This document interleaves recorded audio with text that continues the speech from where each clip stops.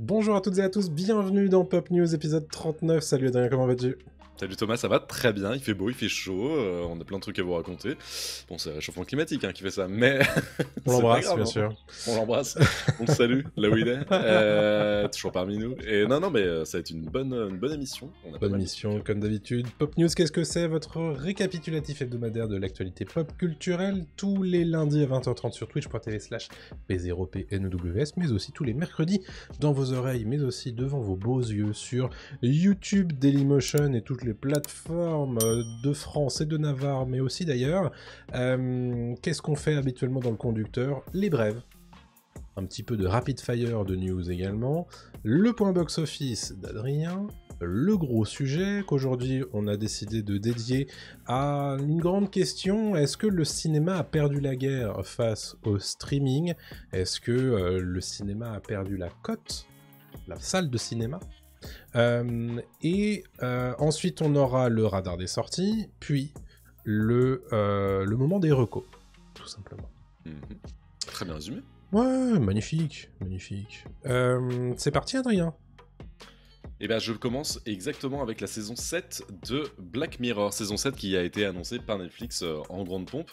Netflix qui a confirmé que la série d'anthologie reviendra pour une suite qui sera diffusée l'an prochain, donc en 2025, avec des histoires inédites, mais aussi une exception, il y aura en fait une suite directe à un épisode qui avait été diffusé en 2017. Et cet épisode, c'était USS Callister, qui était une parodie de Star Trek, évidemment, dans lequel on retrouvait beaucoup d'acteurs connus, dont Jesse Plemons en tête d'affiche. Jesse Plemons qui ne reviendra pas dans cet épisode pour les raisons qui font qu'en fait il faut regarder l'épisode pour le savoir.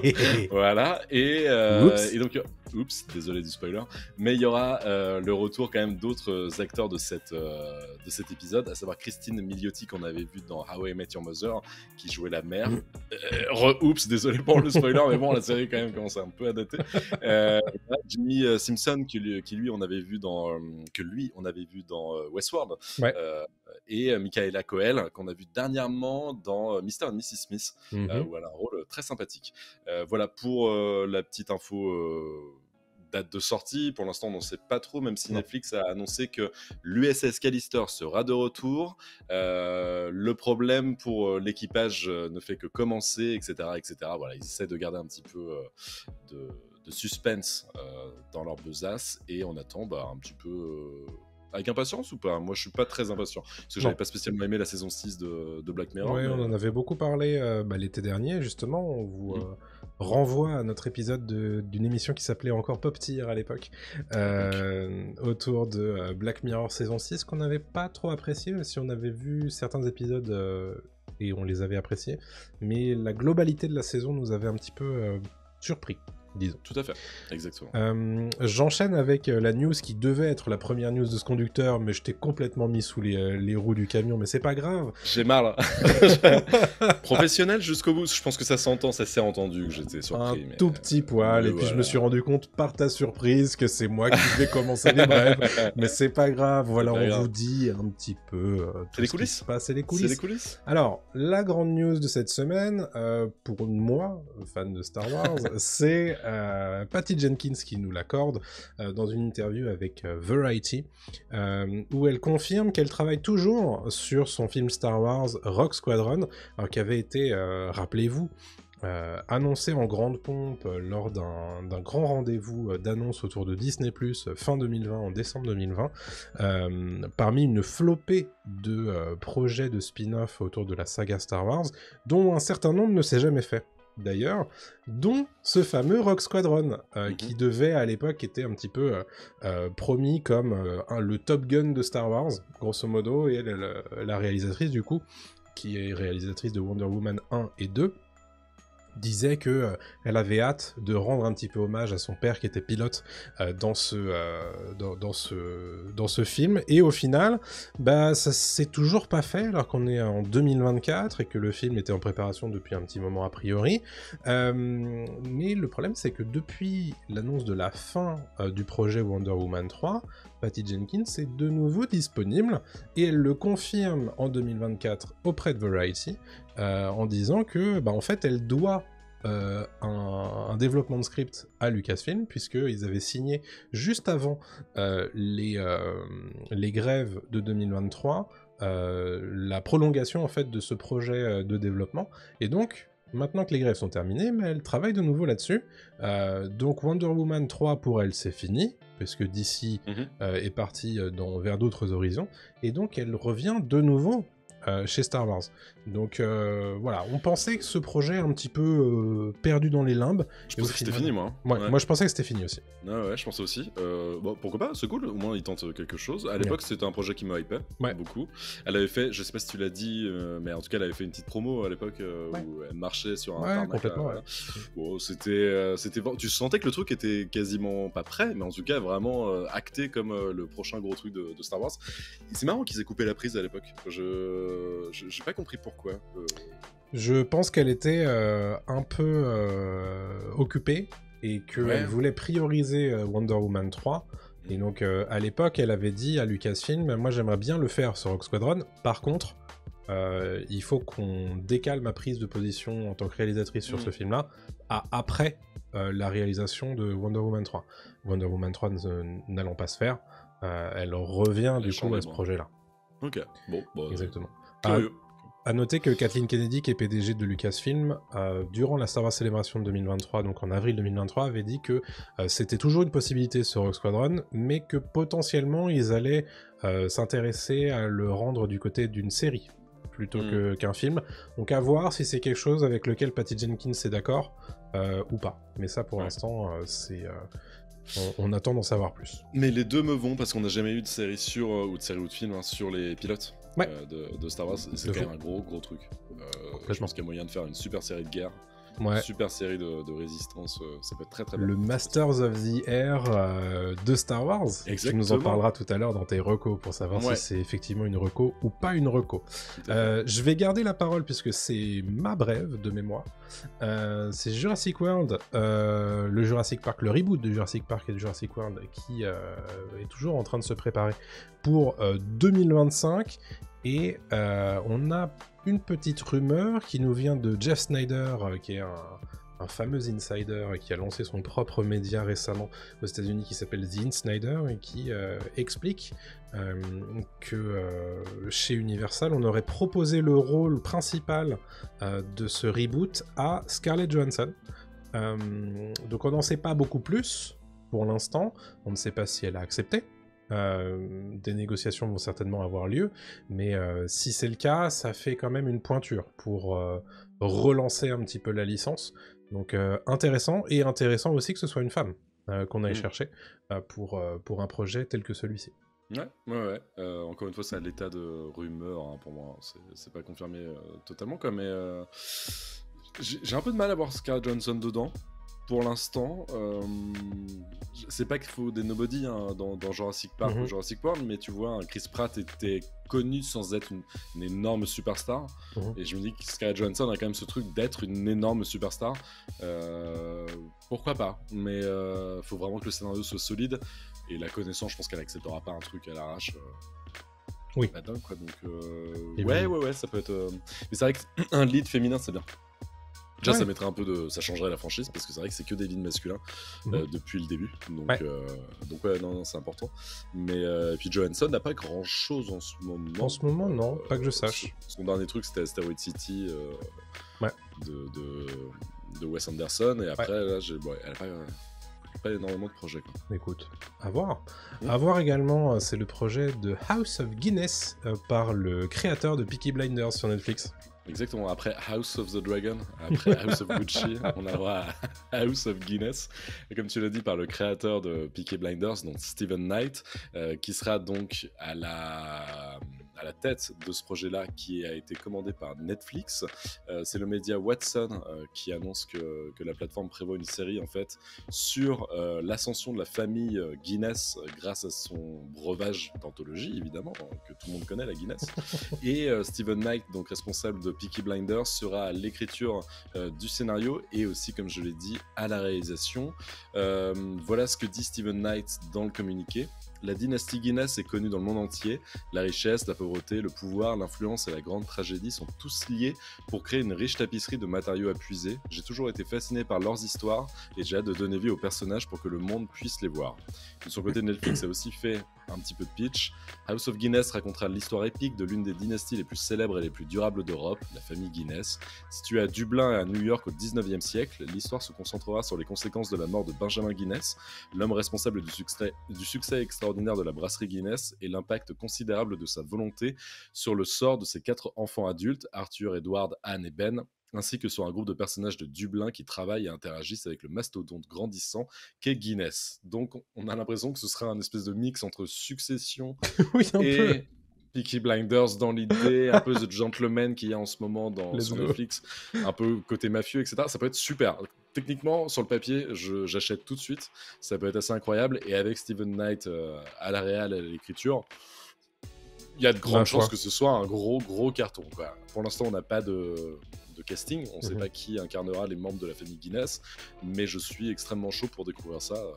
Et niveau date de sortie, on pense que ça devrait sortir d'ici fin 2025 ou début 2026, même si aucune date n'a été annoncée par la plateforme Netflix. Ok.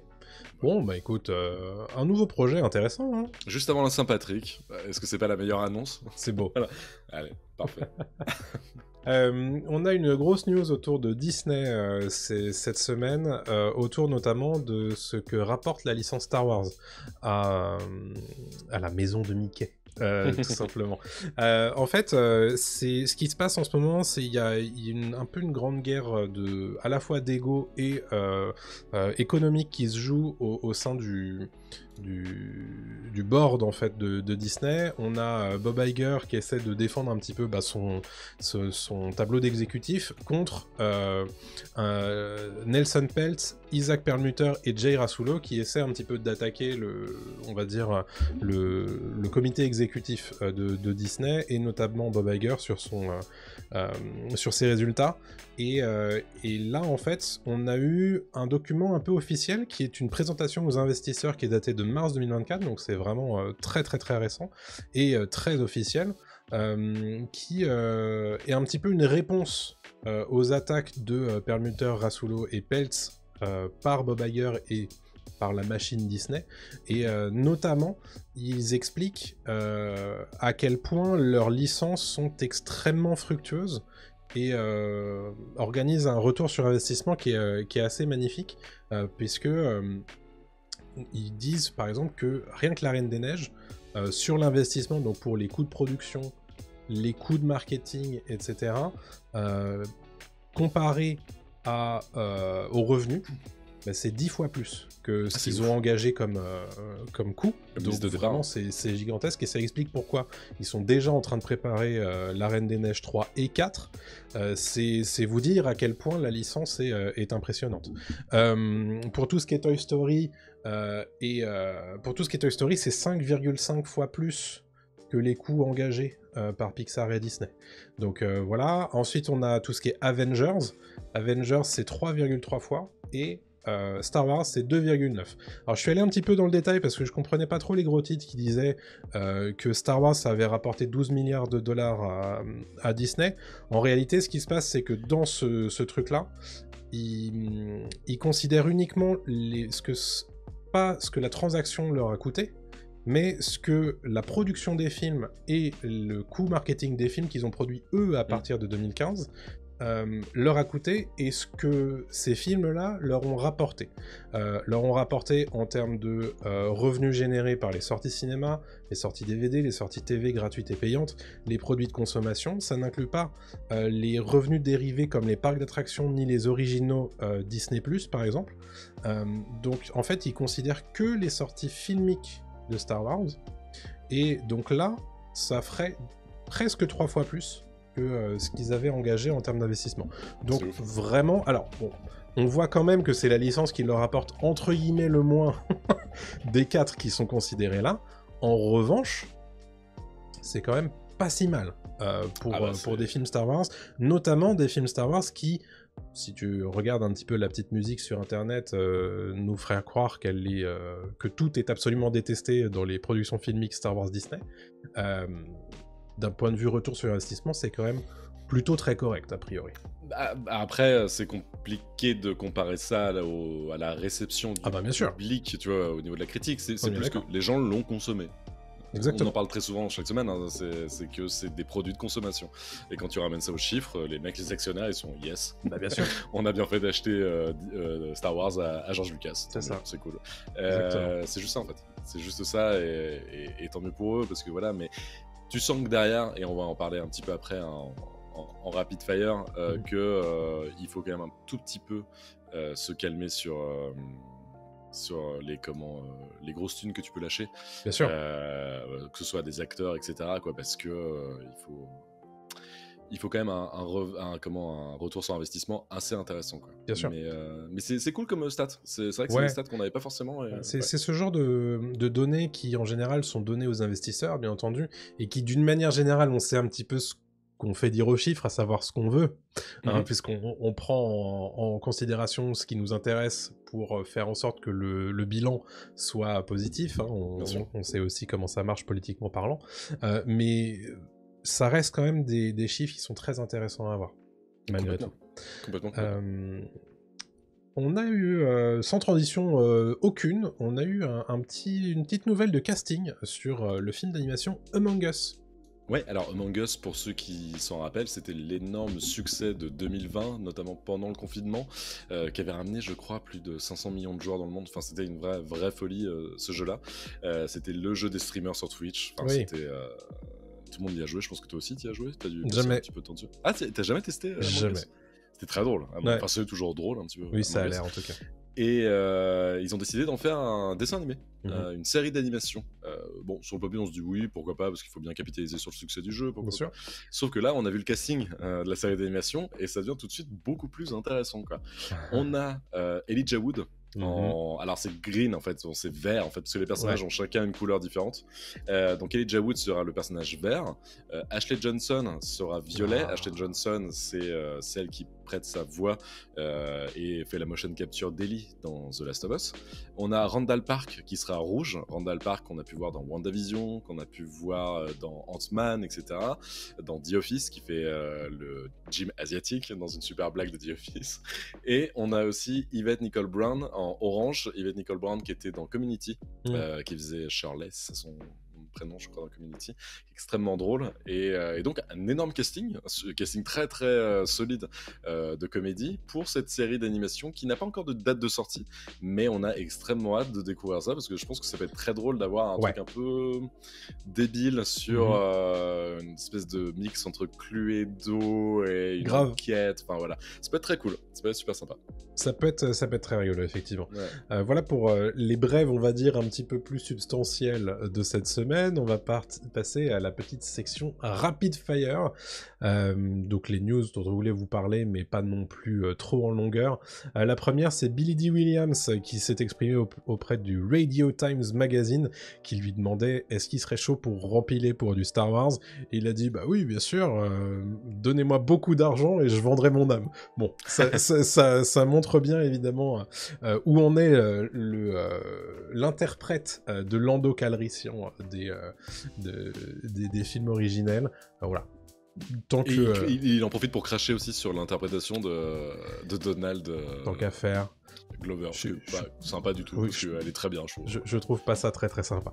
Je l'avais rencontré, Billy Dee Williams, il m'avait semblé un petit peu vieillissant quand même. Ah ouais. Donc je sais pas s'il est en âge de revenir en tant que Lando, pour le coup. Il était là en 2019 pour cette merde de Star Wars Rise of the Skywalker.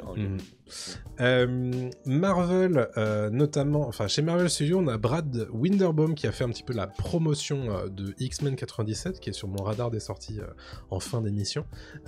Et il s'est un petit peu exprimé au sujet de cette fameuse, on va dire, séquence de Marvel Studios qui a voulu produire énormément de choses pour Disney+, et en fait il le confirme, qu'ils se sont un petit peu tous retrouvés à un moment donné à devoir créer le plus possible pour Disney+, et que le plus possible et le plus rapidement possible, ce qui a donné on va dire, l'impasse dans laquelle ils sont en ce moment. Et donc, bon, il donne quand même son avis sur la suite, disant que ça va mieux se passer maintenant qu'ils ont un petit peu levé le pied et qui développent plus traditionnellement leur série. Petite news rigolote, c'est Myriam Margolyes, qui est le professeur Chourave dans Harry Potter, qui s'est exprimé alors, du haut de ses... Je sais pas quel âge elle a, genre 75 ans ou un truc comme ça, en disant aux fans adultes de Harry Potter qu'il serait temps de grandir et qu'il faut lâcher l'affaire et arrêter d'être fan d'Harry Potter parce que c'est fait pour les enfants. Donc c'est évidemment très, on va dire, un avis pas forcément très populaire chez les Potterheads, mais c'est rigolo de voir qu'un des professeurs de la saga a cet avis-là. Clairement. Et juste un tout petit truc sur elle aussi, elle devait jouer dans Agatha, la série dérivée de WandaVision, chez Disney, et en fait elle avait demandé une somme indécente pour jouer dedans, et ils lui ont dit bah non, en fait t'auras la moitié quoi. Elle fait bah non, en fait non, j'irai pas quoi. Fait, ok, bon. Ouais, écoute. Bah, c'est quand même un peu, tu n'as pas une grosse carrière non plus quoi. Bon, je sais pas. Voilà. Christopher Nolan, a priori, devrait toucher presque 100 millions de dollars grâce au succès d'Oppenheimer, notamment grâce au résiduel de tout ce qu'il a eu, de son salaire bien entendu, mais aussi du succès qu'a eu le film, ainsi que les 2 Oscars que lui-même a touchés pour Oppenheimer. Donc voilà, ça s'est très très bien passé. On va rappeler quand même que le budget simple de production d'Oppenheimer, c'est 100 millions de dollars. Donc Christopher Nolan a empoché ça grâce au succès du film. C'est beau. The Batman 2 a été retardé au 2 octobre 2026, voilà, sans plus de précision. Snowpiercer, la série qui avait été abandonnée par TNT, a été récupérée pour une saison 4 par AMC, qui sauve du coup la série pour sa saison finale, de mémoire. Le White Lotus a recruté Charlotte Lebon dans un rôle qui n'a pas été encore communiqué, que devait incarner Francesca Corny. Voilà, elle arrivera donc dans la saison 3 en 2025 de The White Lotus. Super série. The Bear, a priori, devrait tourner en même temps que sa saison 3, une saison 4, chose qui avait déjà été faite par FX pour Atlanta, qui avait signé sa dernière saison avec la saison 4, qui avait été filmée du coup en back-to-back, comme on dit, avec sa saison 3. On ne sait pas encore si la saison 4 de The Bear sera la dernière, comme ça avait été le cas pour Atlanta. En tout état de cause, FX capitalise sur la popularité de son show qui revient en juin. Non. Je saurais pas te dire, j'ai Je pas me la date. souviens plus. Exact. Mais c'est bientôt. Mais t'as raison, je crois que c'est en juin, parce que tout le monde dit que juin ça va être un mois de série incroyable, donc il y a des chances que ce soit juin. Juste un truc sur The Bear, je pense qu'il faudrait peut-être s'arrêter à la saison 4, déjà narrativement parlant, ça va être compliqué de faire beaucoup plus, et surtout parce que tous les acteurs deviennent des grosses stars. Exactement. Donc ça va être compliqué de les garder, je pense, dans une série, donc c'est pas si idiot de tourner les deux à la suite. Tout à fait. Et enfin, une date de sortie et un titre pour Venom 3, qui s'intitulera Venom The Last Dance, et qui devrait sortir le 25 octobre 2024 aux États-Unis, et donc probablement 2 jours plus tôt en France. Venom The Last Dance, rien à voir avec un documentaire sur Michael Jordan, bien entendu. C'est la fin des news en rapid fire. Adrien, je te propose de faire ton point box-office, s'il te plaît. Ben allons-y, je commence par Dune 2, qui est évidemment un énorme carton dans le monde, puisqu'il cumule 494 millions de dollars de recettes à l'international, dont 205 millions aux USA, au terme de son 3e week-end d'exploitation. On se dirige donc vers un score final autour de 725 millions de dollars, pour un budget qui tournerait autour des 190 millions de dollars. Donc le film rentre évidemment dans ses frais, il est déjà plus ou moins rentré dans ses frais. En France, c'est aussi un succès, avec 2 384 325 entrées en 2e semaine d'exploitation. Et la France est le 4e marché mondial pour Dune partie 2, avec un total de 24,9 millions de dollars. On trouve aux 4 premières places les États-Unis, bien entendu, avec 205 millions de dollars, comme je l'ai dit. Ensuite, la Chine avec 36,7 millions de dollars, l'Angleterre avec 32,8 millions de dollars et l'Allemagne avec 25 millions de dollars. J'ai dit 4e marché mondial, justement, après les États-Unis. Oui, bien sûr. Voilà.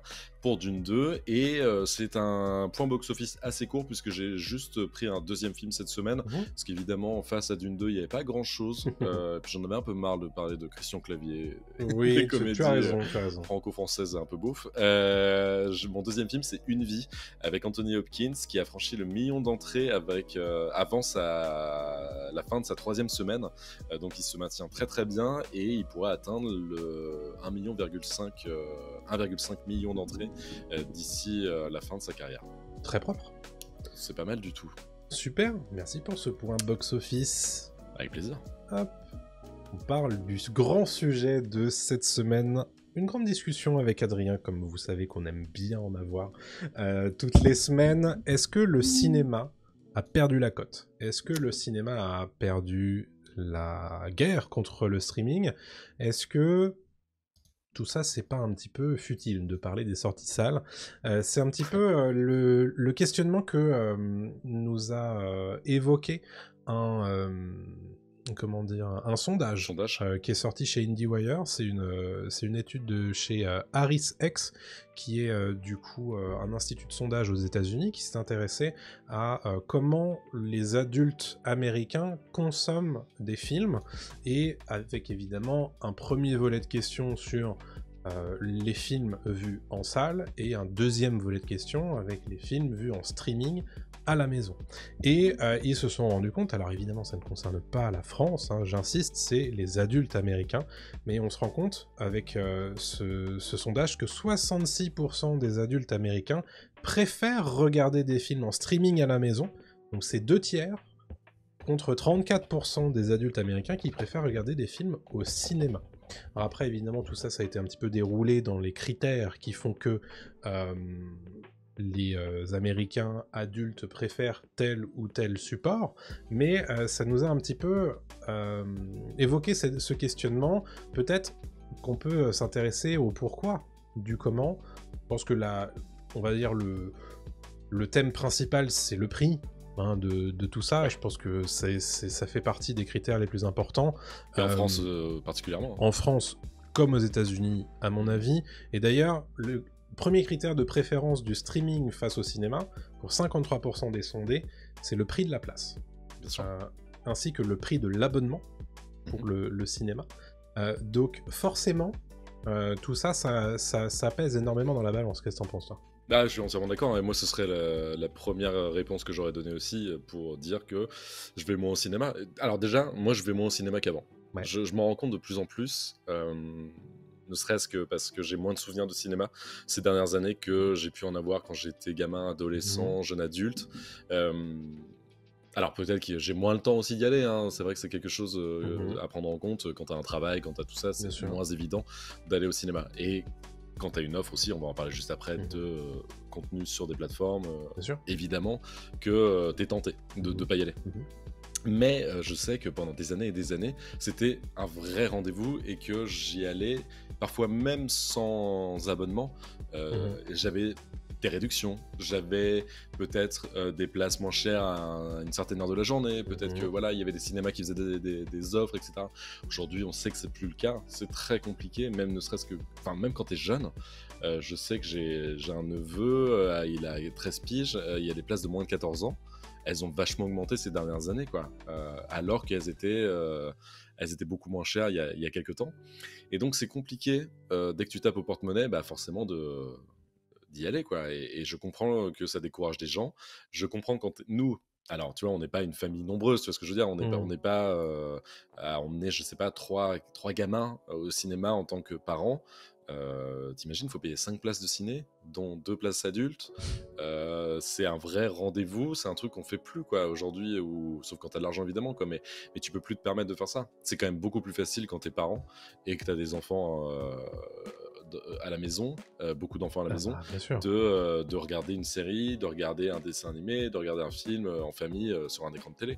Je pense qu'il y a beaucoup plus de gens qui investissent dans des télévisions haut de gamme, avec un home cinéma développé. Et on le voit ça d'ailleurs, il y a beaucoup de ventes de home cinéma, de systèmes son, de systèmes, tu vois, toutes les grandes marques comme ça, Marantz et tout, se font plaisir là-dessus, et ils ont raison, parce que c'est de la qualité aussi, hein. Mais c'est des marques qui ont tiré leur épingle du jeu grâce aux plateformes et malheureusement au prix des places de cinéma, quoi.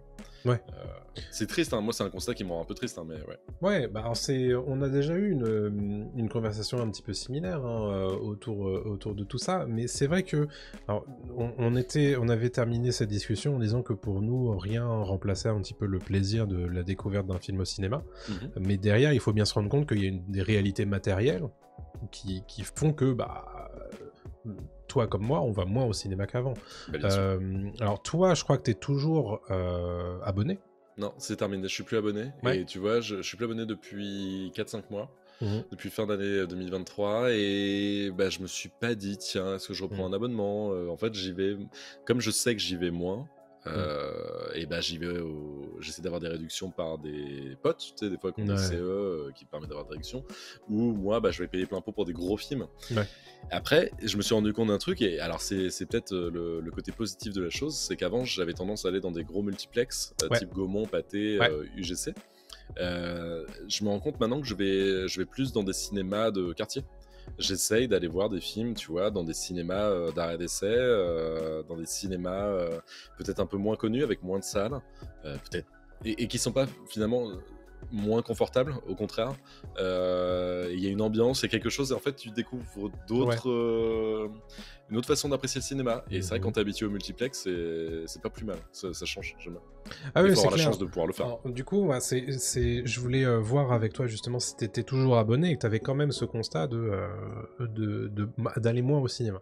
Alors moi, en l'occurrence, ça fait 4 ans que j'ai déménagé dans une ville qui ne propose pas d'abonnement, du coup, dans des cinémas, et de fait, je l'ai noté, hein, depuis mon déménagement, je vais beaucoup moins au cinéma. Alors il se trouve évidemment qu'il y a eu des problématiques, on va dire, sanitaires à cette période-là, qui ont fait que on allait moins au cinéma, certes, mais forcément, quand tu as plus l'appréhension de ce que ça te coûte, cette place de cinéma, tu fais plus attention à ce que tu vas voir et quand tu vas le voir, et du coup mathématiquement tu y vas moins.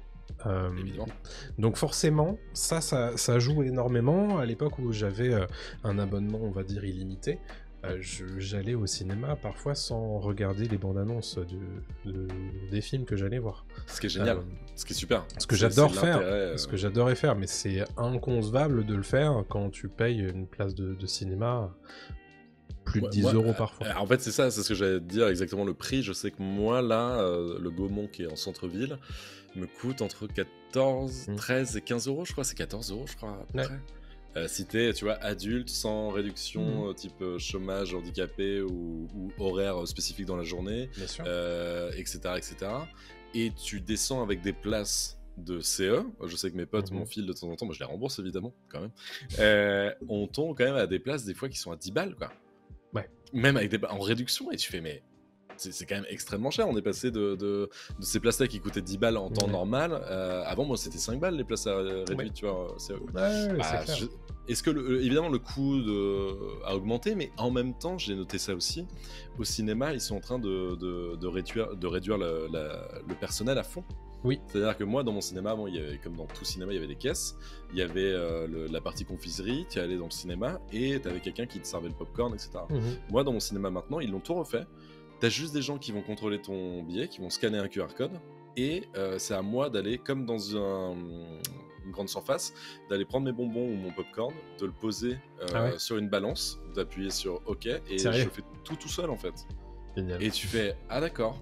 Donc en fait, il n'y a plus d'humains, quoi. C'est fini, il n'y a plus rien, quoi. Ils avaient déjà commencé avec les projectionnistes. Hein. Les projectionnistes, c'est rare que t'en aies dans ton cinéma maintenant. Enfin, dans les cinémas, on va dire, de multiplex, etc. Où c'est des cabines automatisées où on t'envoie ça depuis une régie, en fait. Donc c'est parfois assez rare qu'il y ait des techniciens. Mais là, on s'éloigne un petit peu du sujet. Mais excuse-moi, je suis parti ailleurs. Mais tout ça pour dire quand même que le cinéma évolue. Oui, voilà, mais est-ce qu'il évolue dans le bon sens, quoi? Bon, c'est la question, ça. De fait, en fait, moi, ce que je note évidemment, c'est que on s'organise de plus en plus vers des des cinémas de l'événement, des cinémas qui ont plutôt tendance à devenir des multiplex, et donc moins des cinémas, on va dire, qui ont une ligne éditoriale. Et les cinémas à ligne éditoriale, là pour le coup je parle du cas de la France parce qu'aux États-Unis c'est quand même très spécifique, mais les cinémas à ligne éditoriale, c'est des cinémas d'arrêt-essai, de fait, parce que t'as pas de ligne éditoriale dans les multiplex. Ça n'existe pas. Bon, à part les journées pour enfants, des trucs comme ça, mais c'est pas. Oui, voilà, c'est ça. Non, mais tu vois, on a beau dire, mais le Grand Rex n'a pas de ligne éditoriale. Le Grand Rex, c'est le cinéma où on va voir son avant-première, où on va voir un marathon, un événement de choses comme ça, tu vois. Mais c'est pas une ligne édito, ça. C'est le cinéma qu'on va voir parce que bon, bah, t'y vas un petit peu en représentation aussi, tu vois. Bien sûr. Et donc, si tu veux une ligne édito, tu vas dans les cinémas d'arrêt-essai. Et là, pour le coup, bah, ils sont tout aussi concernés que les multiplex par la problématique du streaming. Hein. C'est que, mais il faut le noter, et on l'a dit depuis tout à l'heure dans le chat sur Twitch, que les cinémas d'arrêt-essai, d'une manière générale, sont quand même beaucoup moins chers que les multiplex. Et la plupart du temps, tu peux te débrouiller pour avoir des places quand même moins chères. Moi, je sais que je suis abonné au cinéma arrêt-essai à côté de chez moi. Tu payes un tarif, on va dire, à l'année, et derrière, t'as des places. Moi, c'est 6 € que je paye. Bah pareil, ça doit être entre 5 et 7 €. Tu vois, moi, je suis allé voir Dune. Alors certes, je l'ai pas vu en IMAX. Certes, je l'ai pas vu avec un énorme, on va dire, bucket de popcorn un peu chelou. En forme de verre. Mais au moins, j'ai payé 6 balles la séance, tu vois. Ah oui. Et donc forcément, ça c'est... Alors, évidemment, j'ai de la chance d'être dans une grande ville où il y a ce genre d'offres. Et effectivement, on n'est pas tous égaux face à la présence des cinémas à côté de chez nous.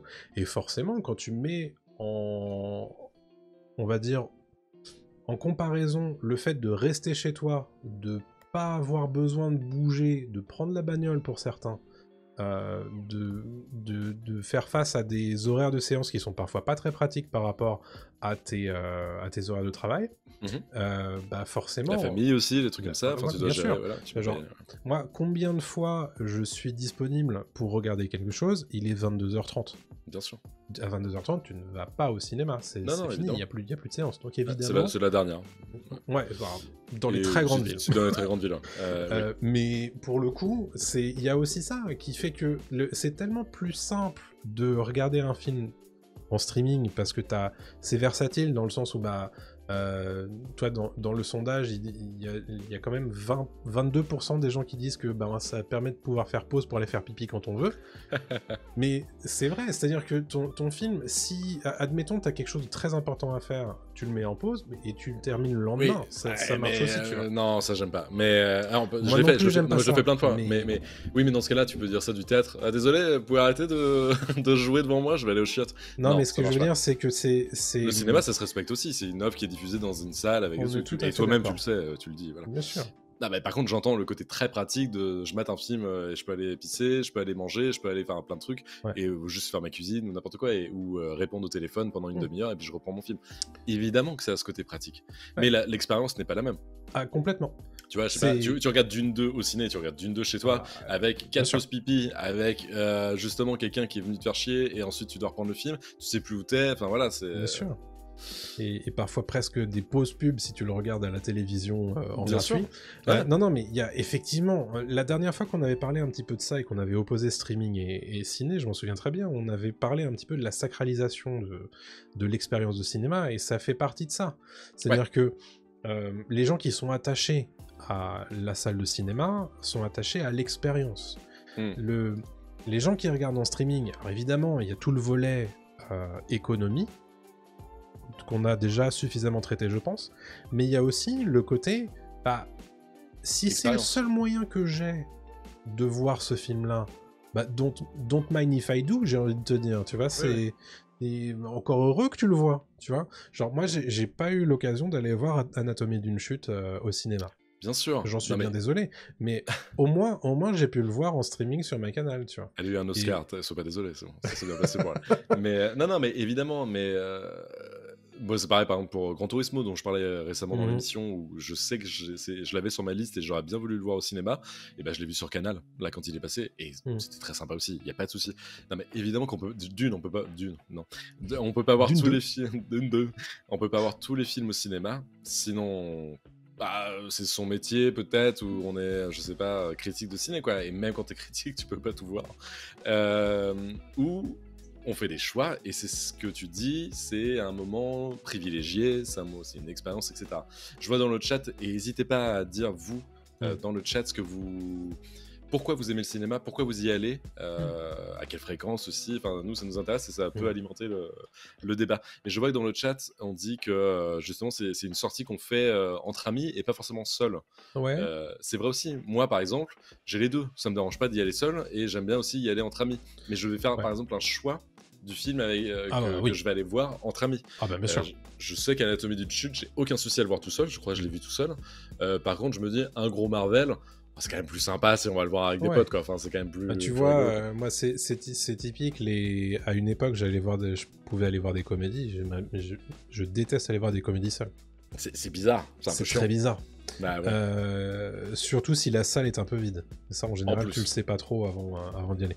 Mais c'est un grand truc, ça, la comédie au cinéma. Ça change tout.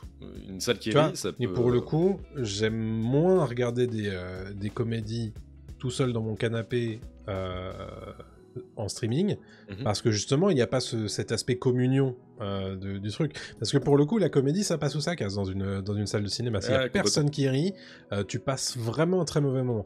Mais si t'es tout seul devant ton canapé, dans ton canapé, bon, il se passe pas grand-chose, hein, tu vois, c'est...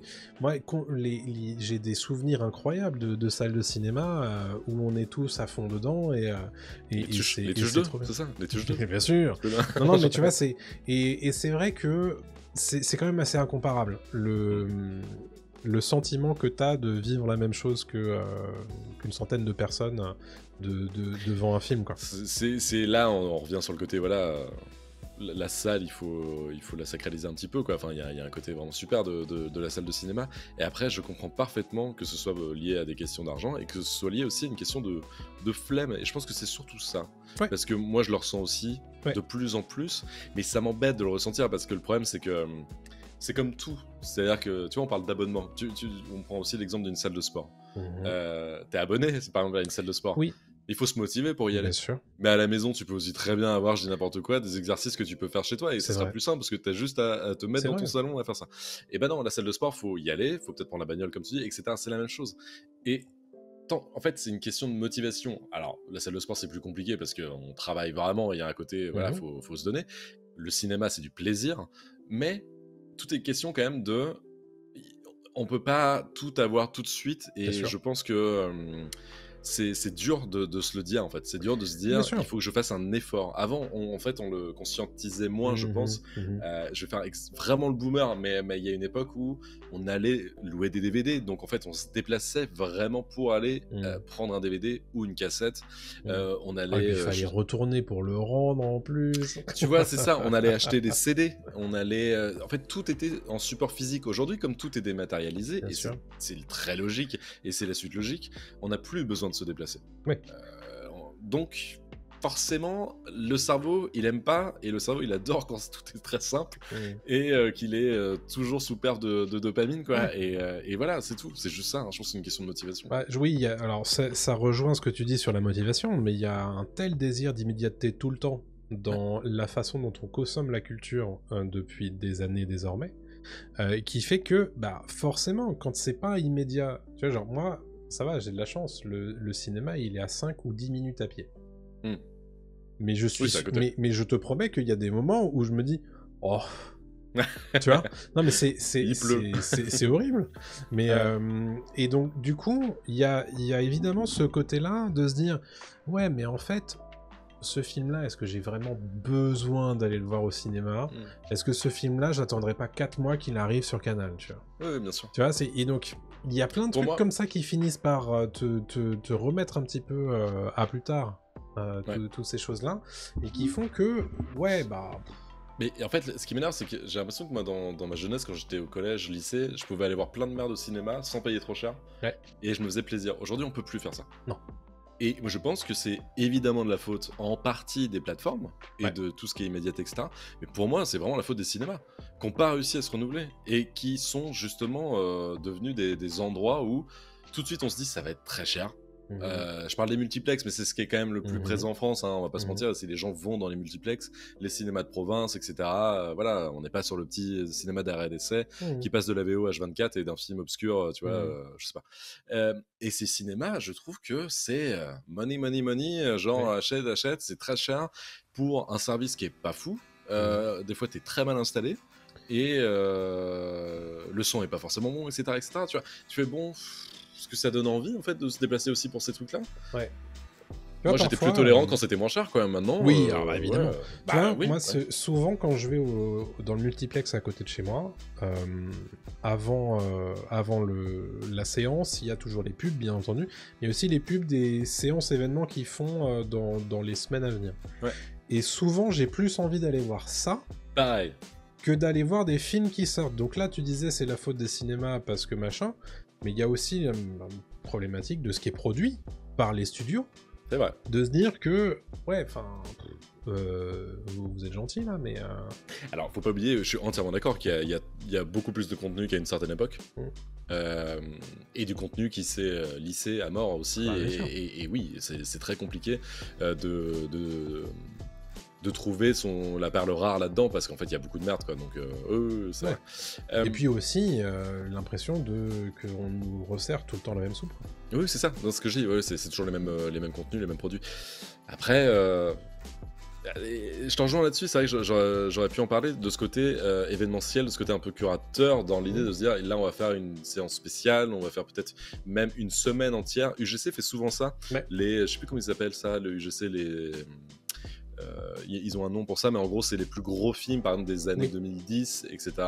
Et je trouve ça super, parce qu'en fait, il y a des films qu'on a ratés, ou il y a des films qu'on a vus même au ciné il y a très longtemps, on se dit trop bien, je vais pouvoir le revoir. Mais ça, c'est un peu un côté cinémathèque.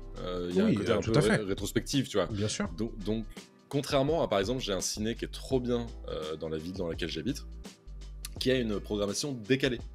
C'est-à-dire qu'en fait, il fait une programmation en général un mois après. Toute la programmation tu vois, du mois précédent dans les autres ciné. Je trouve ça intelligent, c'est con, Pourquoi pas? mais c'est un moyen de se démarquer parce qu'il dit, ah ben oui, j'ai raté Dune 2 il y Bien a un sûr. mois quand il est passé. Bah en fait, je vais le Ouais. remater dans ce En fait, cinéma-là. en plus, ils ont raison parce qu'ils récupèrent les bobines qui sont plus utilisées par les autres ciné. Exactement, Donc, c'est une super idée. C'est bah, une bien super sûr. idée. Voilà. Mais c'est un vaste sujet, hein, c'est compliqué hein, de se dire est-ce que c'est. Et tu Je pense que vois, le cinéma est pas mort. Hein, mais... à la fois, j'aurais du mal à jeter la pierre aux exploitants de salles de cinéma parce que très franchement, moi, j'en rêverais hein, d'être à la tête d'un ciné, mais je pense que je serais bien obligé de faire la même chose que tu vois. Ah oui, bah, Parce que, faut... tu vois, tu peux pas te passer des gros blockbusters, puisque bah, c'est ça qui va faire venir, on va dire, le mainstream chez toi. Tu peux pas te passer de certains trucs et tu peux pas aussi dire bah désolé mais ce film il a pas trop marché, je suis obligé de libérer la salle pour quelque chose d'autre qui arrive la semaine prochaine. C'est sûr. Et tu vois, parce que combien de gens te disent oui bah moi j'aurais bien aimé aller voir ce film mais il est plus en salle. Non, mais Et ouais, je suis entièrement d'accord. le problème mais... il est quand même pluriel hein. Ah, mais c'est pour ça que je te dis, c'est un vaste sujet, c'est très compliqué, il y a plein de bouts par lesquels le prendre et tout, quoi.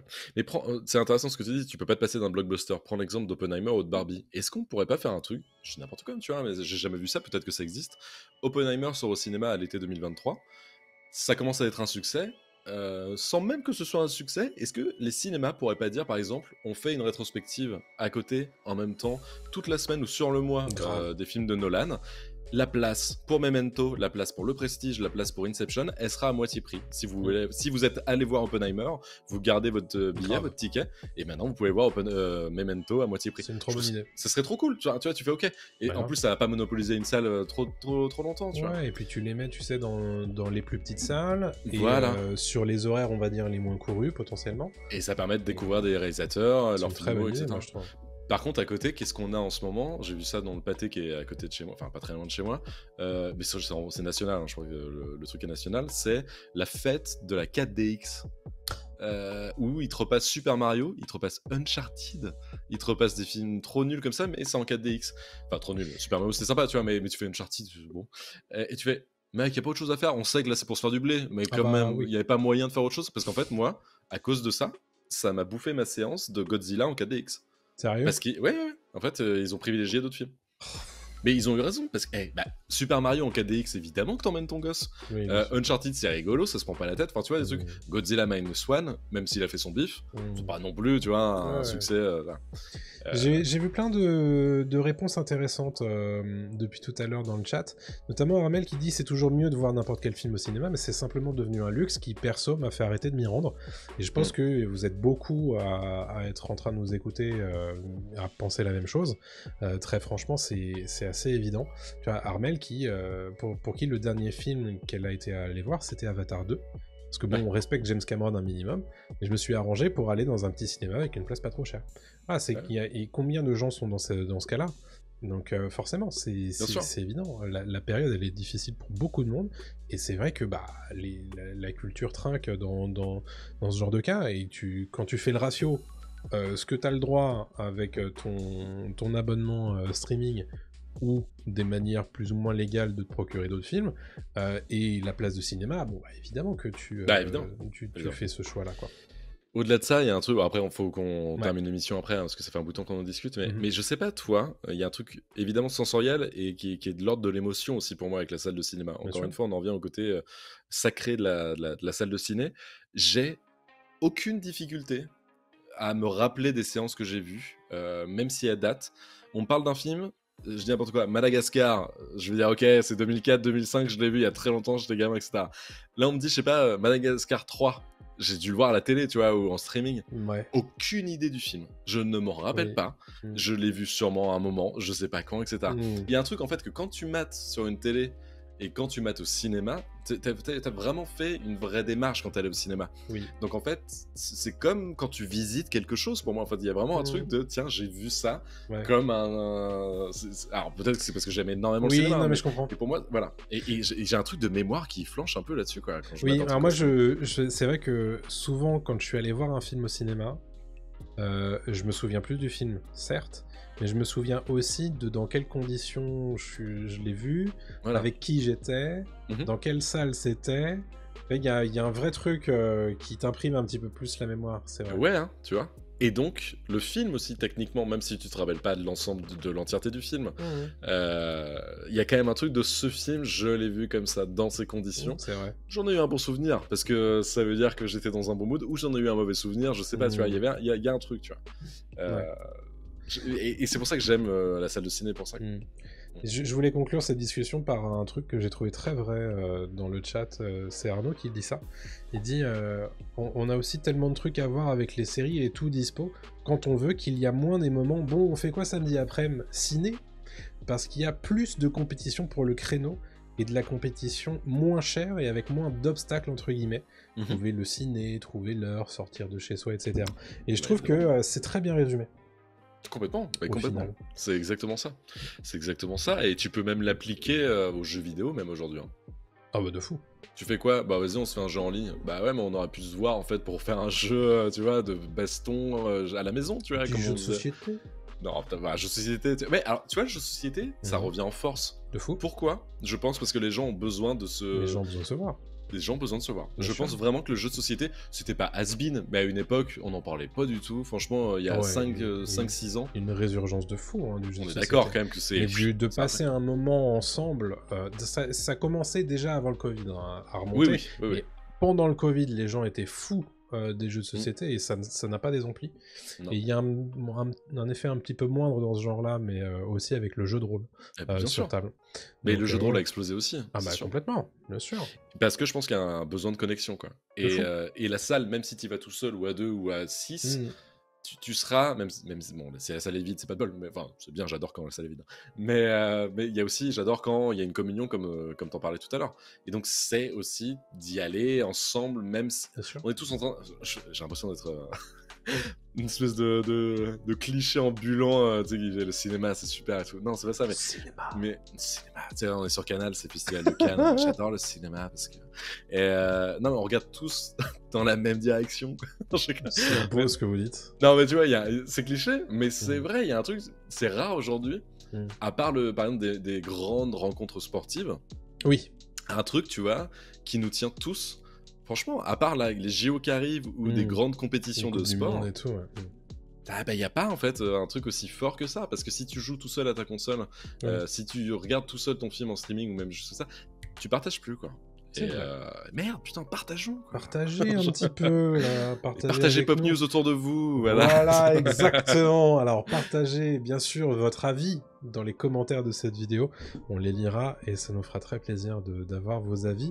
Et merci au chat hein, évidemment d'avoir discuté, c'était très intéressant. Et on n'a pas terminé notre émission puisqu'on a encore un radar des sorties à tenir. C'est moi qui m'y colle comme toutes les semaines et vous allez voir, il n'y a toujours pas de sortie salle que je vous ai sélectionné. Dans ce radar des sorties, on va directement sur les sorties streaming avec X-Men 97, une série d'animation qui prend la suite de X-Men 97 avec un épisode chaque mercredi. Ça commence le 20 mars sur Disney+, avec les X-Men bien entendu, X-Men avec moi. Le problème à trois corps sur Netflix, la série événement, du moins que Netflix essaie de mettre en place comme événement, le 21 mars arrive, du coup c'est le nouveau projet des showrunners de Game of Thrones, David Benioff et Dan Weiss. Le pitch, je vous le lis, je l'ai copié-collé de là où je l'ai trouvé. Si vous comprenez, c'est très cool. Une décision prise par une jeune femme en Chine dans les années 60 a des répercussions spatio-temporelles jusque dans le présent. Lorsque les lois de la nature se délitent inexplicablement sous les yeux d'un groupe soudé de brillants scientifiques, ils unissent leurs forces à celles d'un inspecteur inflexible pour affronter la plus grande menace de toute l'histoire de l'humanité. Donc, ça va, c'est compréhensible. Quand on regarde les trailers, ça l'est tout de suite un peu moins. Oui, mais j'aime bien. J'ai quand même envie de regarder ça. Je pense pas que ce soit une grande série, mais ça peut être sympa. À voir en tout cas, c'est le 21 mars sur Netflix. Je vous propose également Roadhouse, un film sur Prime Video, un film de Doug Liman avec Jake Gyllenhaal sur Prime Video. Il incarne Dalton, un ancien combattant de l'UFC qui tente d'échapper à son sombre passé et à son penchant pour la violence. Je vous propose également sur Canal+, Oppenheimer qui arrive enfin en SVOD le 22 mars. Et en jeux vidéo, 3 jeux vidéo sortent cette semaine, tous le même jour, le 22 mars. On a Dragon's Dogma 2 sur PC, PS5 et Xbox Series. C'est un RPG japonais très attendu par les amateurs du genre. Princess Peach Showtime, un jeu d'action-aventure exclusif à la Nintendo Switch. Et enfin, Rise of the Ronin sur PlayStation 5 en exclusivité. C'est un RPG d'action par la Team Ninja, à qui l'on doit Nioh et Ninja Gaiden. Voilà pour le radar des sorties. Adrien, je vous propose d'enchaîner tout de suite avec la reco que tu n'as pas pu faire la semaine dernière, c'est Misanthrope. Allez, c'est parti. Misanthrope, donc, qui est un film de Damian Zifron, qui est sorti en 2023, le 26 avril 2023 pour être précis. C'est un polar porté par Shailene Woodley et Ben Mendelsohn. 2 acteurs extrêmement solides dans le film, je les ai trouvés impeccables, très très bien. Shailene Woodley notamment, qui joue une fliquette, une rookie comme on dit, qui littéralement à un moment fait les cafés dans le film. En fait, elle va être prise sous son aile par Ben Mendelsohn, qui fait lui un détective, un inspecteur en fait, qui va enquêter sur une tuerie de masse qui a lieu au tout début du film. En gros, l'intro est incroyable, j'ai pas envie de la spoiler, mais l'intro est vraiment assez magistrale, dans le sens où, pour ceux qui ont vu Jack Reacher, qui se souviennent du Jack Reacher avec Tom Cruise, qui était sorti en 2014-2015 à peu près, que j'étais allé voir au cinéma, je m'en rappelle très très bien. Super intro où il y a un sniper en fait qui tire voilà, dans la ville. C'est à peu près la même intro dans Misanthrope, où un tueur posté dans un immeuble profite du feu d'artifice du Nouvel An à Boston pour en fait tirer au moment où il y a les feux d'artifice qui sont déclenchés. Idée de génie. Technique, enfin c'est super, et visuellement c'est super aussi parce qu'en fait il va cibler des gens qui n'ont rien à voir les uns avec les autres, et donc commence l'enquête. Et premier de l'an, donc on est en plein hiver, il fait froid, il y a la neige et tout, donc déjà le décor est sympa, et on est vraiment sur un truc de assez enfin, qui prend du recul en fait. C'est pas action à fond, hein. C'est vraiment, même s'il y en a pas mal, c'est vraiment un film qui prend son temps, qui démarre très très bien, qui monte en puissance, mais malheureusement je trouve qu'il s'écrase un tout petit peu à la fin, même si je l'apprécie à la fin, mais le film se casse un peu la gueule je trouve avec sa résolution, que je ne dirai pas ici, mais ça vaut vraiment le coup, comme j'ai dit, pour l'interprétation de Woodley et de Mendelsohn. Et aussi pour la mise en scène, qui est ultra léchée, mais vraiment ultra léchée.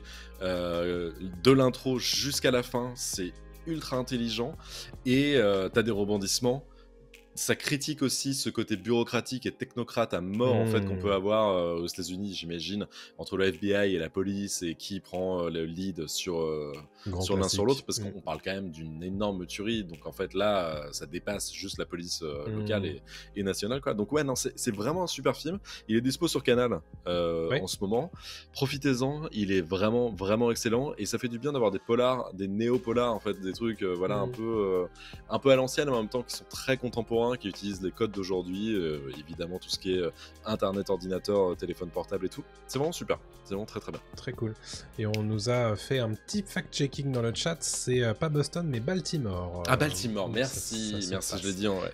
Voilà, et je découvre que le nom en VO de ce film c'est To Catch a Killer et pas Misanthrope, puisque le précédent titre avait été jugé, j'imagine, pas forcément trop vendeur ou spoilant.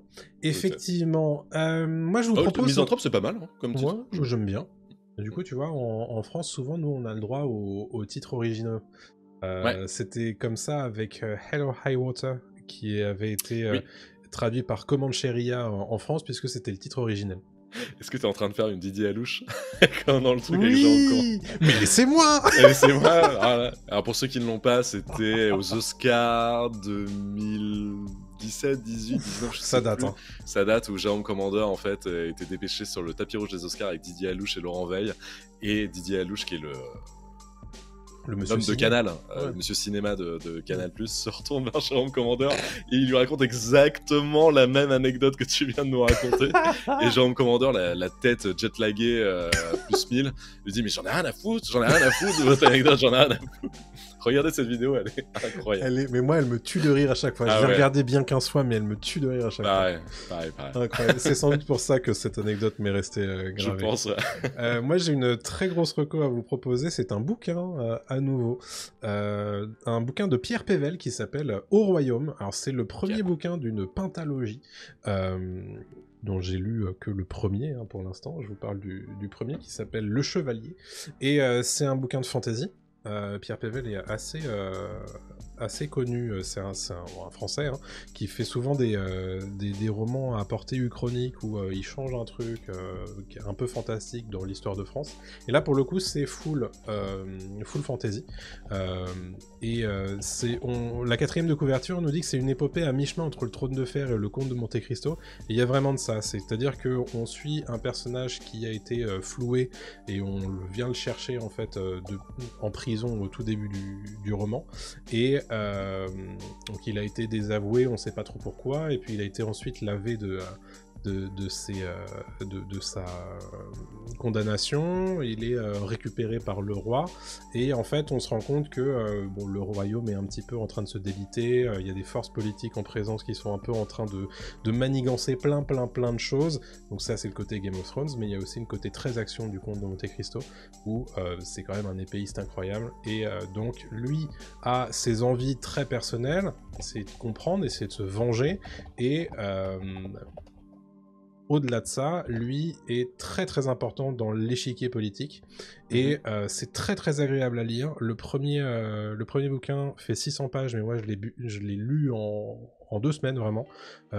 C'est des chapitres qui se lisent très vite, parce que ils font en général entre 5 et 6 pages, donc t'as tendance à les enchaîner, et c'est un style qui est très fluide, que j'ai beaucoup apprécié. Et alors je vous révèle évidemment pas ce qui se passe dans le bouquin, mais le cliffhanger de fin de bouquin ne te donne envie que d'une chose, c'est d'acheter le deuxième pour voir ce qui se passe à la suite. Tu dis mais c'est pas possible. Donc voilà, moi je vous le recommande grandement, et j'ai très hâte de vous parler du deuxième. Tu peux rappeler le nom ? Ouais, la saga s'appelle Au Royaume. Ok. Donc au HAUT et Royaume. Et le premier bouquin est sorti en 2013 chez Brajlon, il s'appelle Le Chevalier. Ah, ça a 10 piges quand même. Ça a 10 piges déjà, Ok. ouais. Et c'est vraiment de l'écriture très imagée et qui s'embarrasse pas trop de description, tu sais, parce que parfois la fantasy ça peut être un peu lourd à trop te parler de trucs. Alors parfois en fait, il te mentionne il te name drop des trucs, tu sais pas trop ce que c'est, mais c'est pas grave, on avance sur. Okay. Et c'est assez intéressant et tu t'en apprendras plus tard. Donc honnêtement, très cool. Moi je vous le recommande. Trop bien, ça marche. Petite reco lecture aussi, vite fait, mais qui n'a rien à voir avec la pop culture, mais si vous avez le temps de le lire, c'est La prochaine fois que tu mordras la poussière de Payanotis Pasco. Ouais. Super bouquin, que j'ai terminé là, je l'ai dévoré en 2 jours, donc ça se lit extrêmement vite et c'est un excellent bouquin. Nice. On termine par une dernière reco, ouais, est-ce que tu nous fais ta dernière reco ou est-ce qu'on la Très laisse rapide. pour la semaine prochaine? Bah, on peut la faire vite fait, en fait c'est une reco, anti-reco, mais j'en avais déjà parlé dans une émission, donc je vais pas revenir dessus en détail, mais c'est pour parler de la fin et la saison complète en fait de Masters of the Air, la série de Tom Hanks et Steven Spielberg sur les pilotes d'avion pendant la Seconde Guerre mondiale, les pilotes anglais américains qui sont venus défendre notre beau pays contre l'invasion nazie, et ça s'est terminé là, c'est la semaine dernière. Au moment où on enregistre l'émission, série portée par Austin Butler notamment, qui est bon dans la série, mais qui cabotine beaucoup. Et en fait, je trouvais la série plutôt ok dans les 2 premiers épisodes. Il y a 9 épisodes en tout, et en fait, au fur et à mesure, j'ai commencé à regarder la série sans mauvais jeu de mots en pilote automatique. Je m'ennuyais. Je me suis vraiment ennuyé, même si c'est très beau. Je trouve qu'il se passe pas grand chose, et en fait est-ce que ça valait le coup d'adapter l'histoire de ces hommes là qui est pas inintéressante hein, mais en 9 épisodes ça fait peut-être beaucoup. Est-ce qu'il fallait pas justement peut-être utiliser d'autres corps de l'armée en même temps, je sais pas, parce que là il s'intéresse vraiment à la Bloody Hundreds qui est pas la faction comme on dit, c'est la 100e aéroportée en fait, voilà, la compagnie qui à chaque fois faisait la navette entre comme je disais dans une précédente émission, l'Angleterre et l'Allemagne nazie, l'Angleterre et la France, l'Angleterre et l'Afrique, etc. Et en fait au bout d'un moment tu fais oui mais c'est un peu long, c'est un peu chiant en fait ce qui se passe quoi, et à la fin ça se termine même par une sorte de simili ah merde, j'ai perdu le nom du film, c'est abusé. La Grande Évasion. Et tu fais ça va être cool. Rien à voir avec les avions, mais pourquoi pas quoi. Enfin, pourquoi pas La Grande Évasion, qui est quand même un énorme film et c'est super intéressant. Et en fait, non, pas vraiment. Mais par contre, ça dure 3 épisodes, il se passe pas grand chose, il se passe même rien. Donc tu fais c'est un gros raté pour moi, c'est un gros dommage, et tu sens qu'ils ont filé le fric parce que c'est Tom Hanks, c'est Spielberg, et derrière il y avait Band of Brothers et The Pacific. Alors revoyez évidemment Band of Brothers et The Pacific, là je vais me le refaire parce que j'en garde un souvenir je sais que c'était vraiment pas mal, mais j'ai pas non plus gardé voilà, mais ça fait longtemps que je l'ai vu. J'ai très envie de me refaire en entier Band of Brothers, parce que à l'époque je l'avais regardé, c'était sur France 2 ou France 3 je crois. France 2. Et j'avais pas tout vu à mon avis. Et donc j'ai très envie de le regarder en intégralité. Incroyable, c'est incroyable, c'est vraiment bien Ben of Brothers quoi. Et The Pacific, il y avait des trucs très très bien aussi. Donc voilà. Très bien, donc mitigeance là-dessus sur Masters of the Air. On a deux quand même belles recours, hein, donc allez-y bien entendu. C'est la fin de cet épisode 39 de Pop News. Merci à tous de nous avoir suivis, c'était très cool comme d'habitude. On se retrouve la semaine prochaine dans vos oreilles sur les applications de podcast mercredi, sur Twitch le lundi à 20h30, mais aussi sur Dailymotion et sur YouTube le mercredi en format, on va dire, intégral, mais aussi en format d'extrait. En attendant, n'oubliez pas les petites étoiles, les petits pouces en l'air, les petits commentaires, les petits abonnements partout où vous nous voyez sur les plateformes que vous privilégiez, ça fait toujours super plaisir, et puis c'est gratuit, ça permet de soutenir l'émission, donc n'hésitez pas à le faire. Vous pouvez aussi nous rejoindre sur Discord, ainsi que sur notre page Ko-fi, si vous souhaitez nous donner quelques petits euros, ce sera forcément très apprécié. D'ici la semaine prochaine, portez-vous bien. Salut tout le monde. Salut à tous.